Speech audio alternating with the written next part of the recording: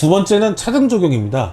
여러분들 차등 적용 요새 되게 많이 들어보셨죠. 우리 위대한 대통령실에서 국민 제안이라는 걸 만들어서 그 국민들이 많이 뽑은 10가지의 법안을 요청 법안을 갖다가 발표한 적이 있었는데 최저임금의 차등 적용이 있었습니다. 도대체 어느 국민들이 그런 제안을 잘 모르겠습니다. 사실 최저임금 차등 적용을 할 수는 있습니다. 정확하게 말씀드릴게요. 할 수는 있어요.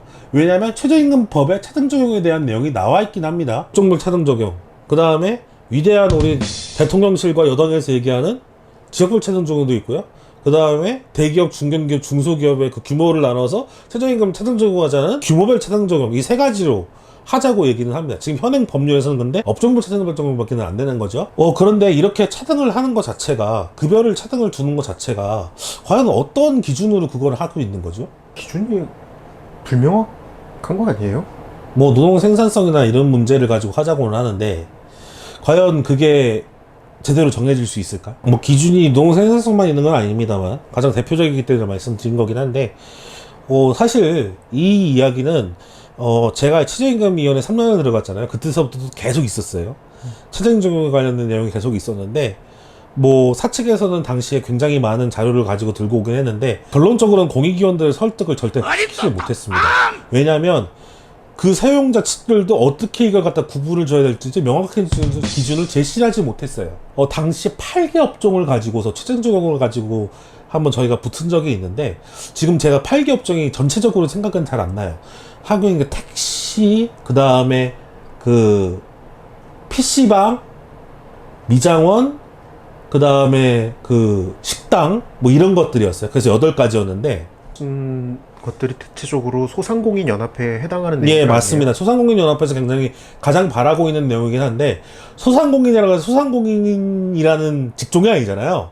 그 내부에서도 여러 가지 직종이 나뉘는데 어떤 업종은 들어가고 어떤 업종은 들어가지 않는 거 요거에 관련해 가지고 갈등 요소가 또 나오기 시작한다는 거죠.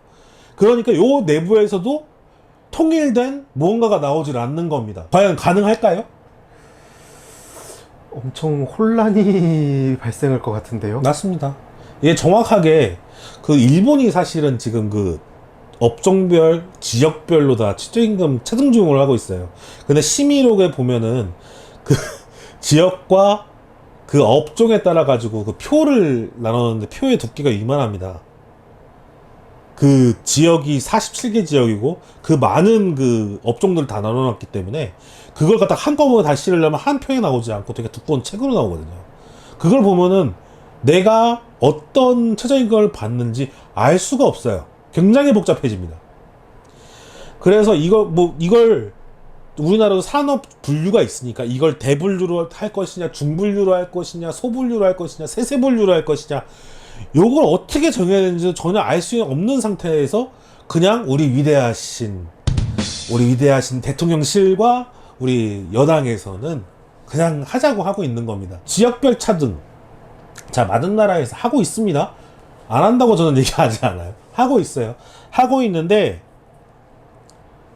대부분은 지역 경제권이 나눠져 있거나 국토가 매우 넓은 곳에서 이루어지고 있습니다.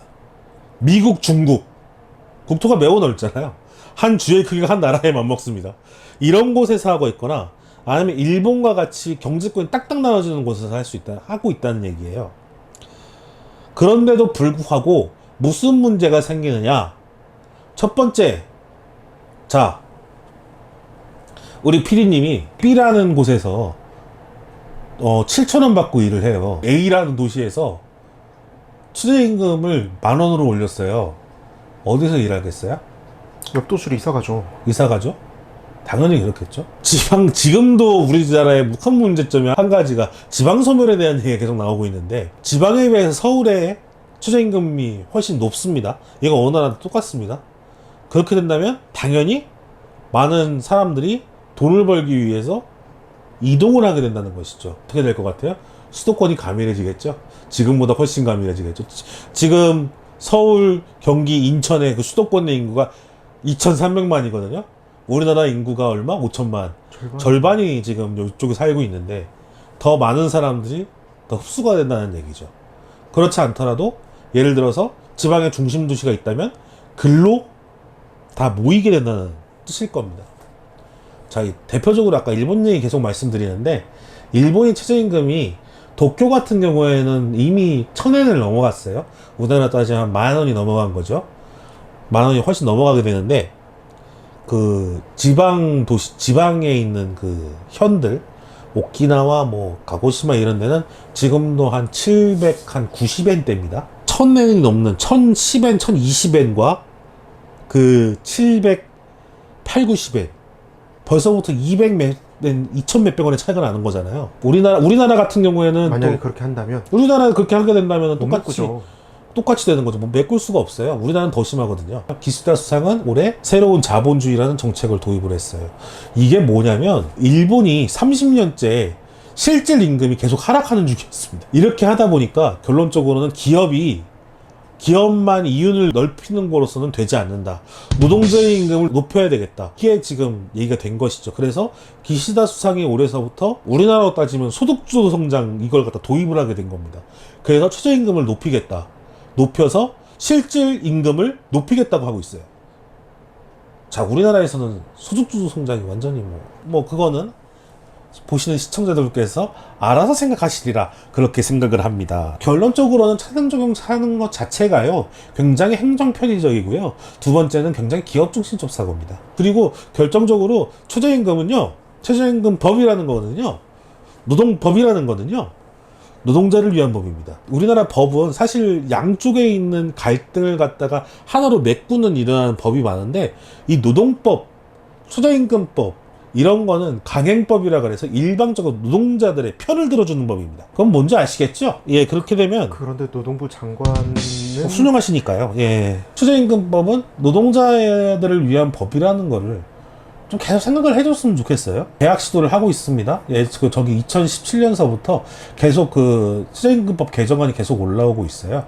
계속 올라오고 있는데 그 법안들 보면 진짜 가관입니다. 이건 이제 제가 편집할 건데 국민의힘 쪽에서 계속 발의하는 거예요? 그렇죠. 자유한국당에서부터 계속 하는 거죠. 근데요, 괜찮아요. 예. 어쨌든간에 그렇게 보고 있으면 최저임금을 2년에 한 번씩 정하자느니